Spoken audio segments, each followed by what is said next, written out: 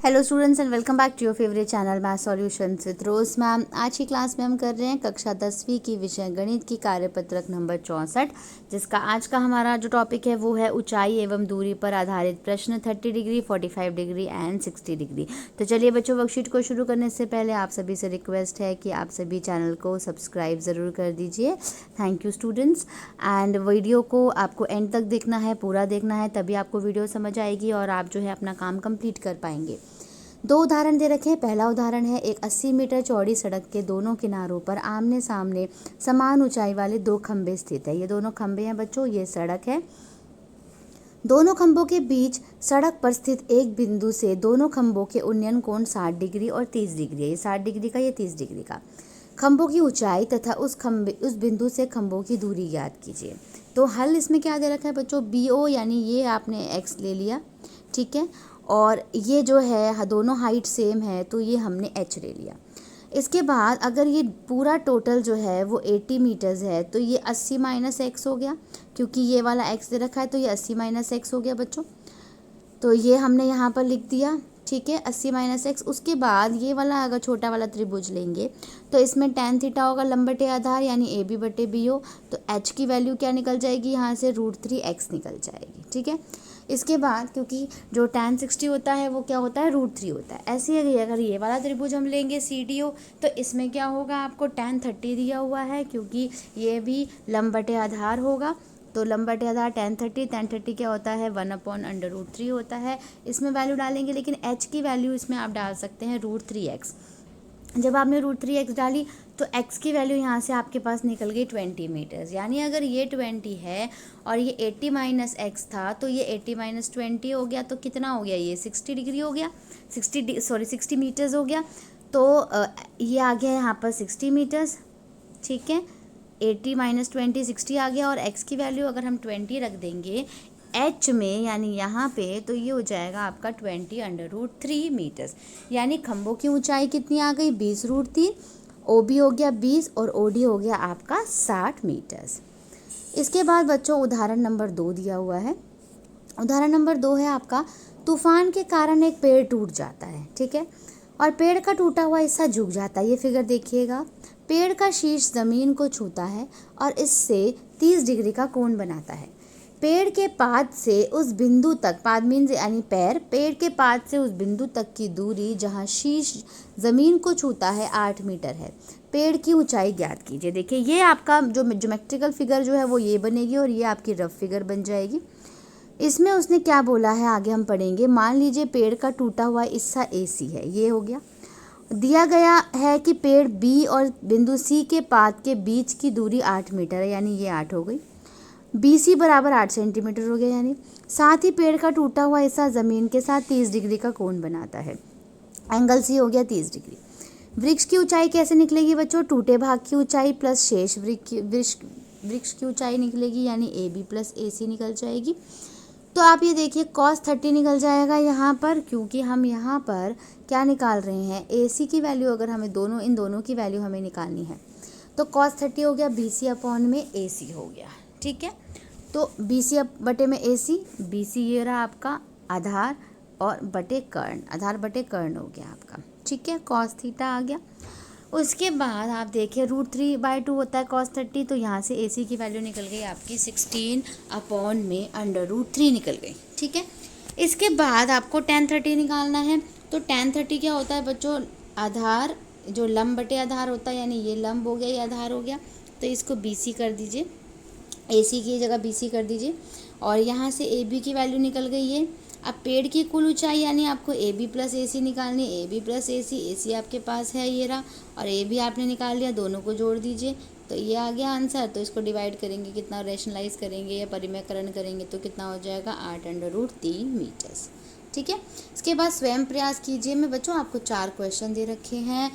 चारों क्वेश्चन में पहला क्वेश्चन है, 12 मीटर ऊंचा एक पेड़ हवा से इस तरह टूट जाता है कि उसका शीर्ष जमीन को छूता है और ज़मीन के साथ 60 डिग्री का कोण बनाता है। नीचे से कितनी ऊंचाई पर हवा से पेड़ टूट जाता है, ये आपको बताना है। दूसरा, धरती पर एक बिंदु से एक 10√3 मीटर ऊंची मीनार के शीर्ष का उन्नयन कोण 30 डिग्री है। मीनार के पाद और धरती के बिंदु के बीच की दूरी ज्ञात कीजिए।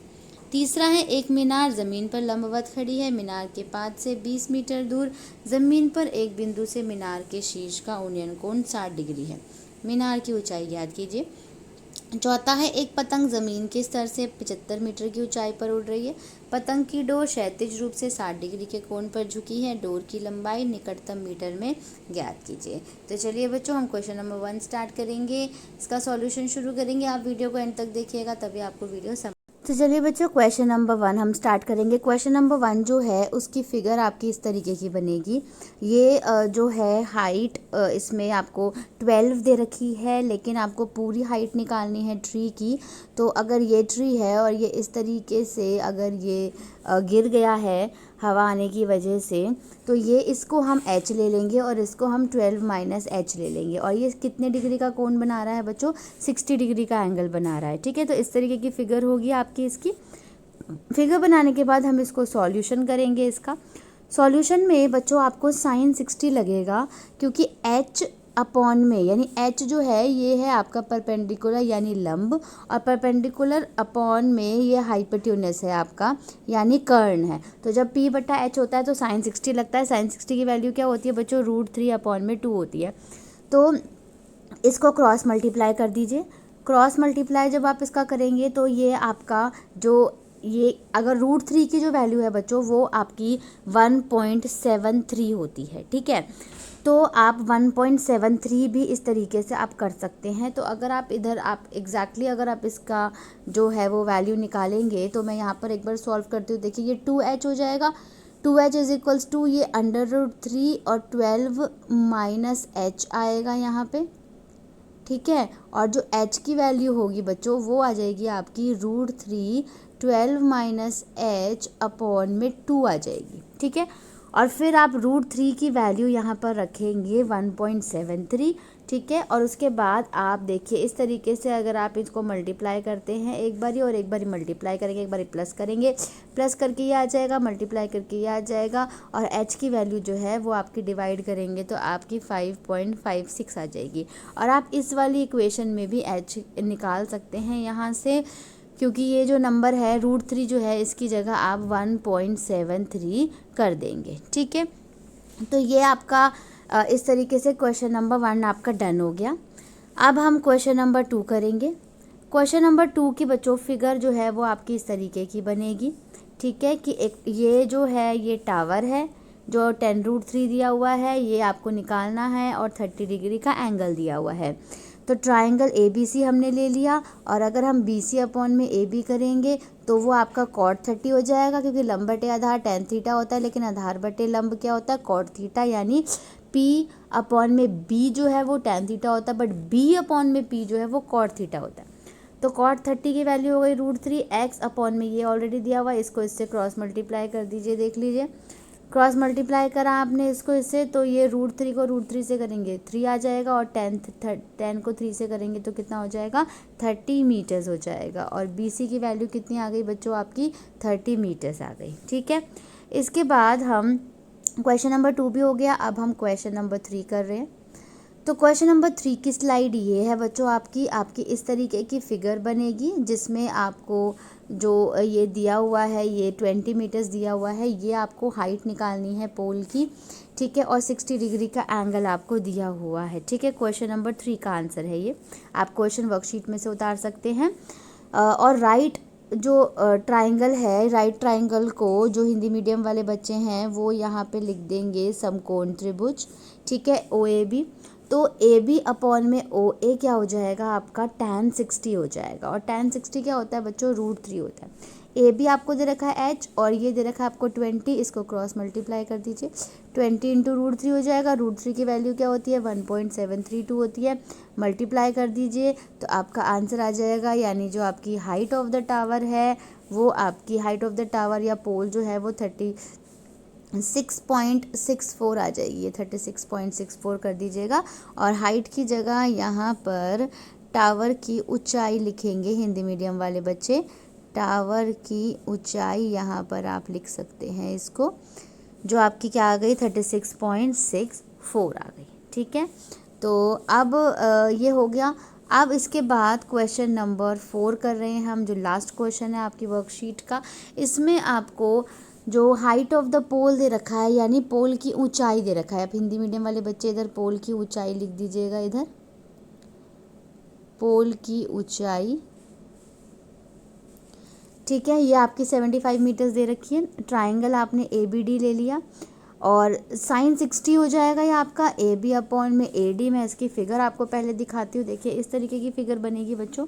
ये AB है और ये BD है और ये AD है, ठीक है। आपको ये इसकी ये निकालनी है, यहाँ पर जो है वो पतंग उड़ रही है, ठीक है। तो अब देखते हैं, यहाँ पे वापस हम इधर आएंगे। साइन 60 लगेगा क्योंकि AB अपॉन में AD है, तो साइन 60 क्या होता है, √3 अपॉन √2, √3 अपॉन 2 होता है। ये 75 दे रखा है, AD आपको पता नहीं है क्योंकि जो साइन 60 होता है ना, वो बेसिकली वो आपका परपेंडिकुलर अपॉन में हाइपोटेन्यूस होता है, यानी लंब बटे में कर्ण होता है साइन थीटा।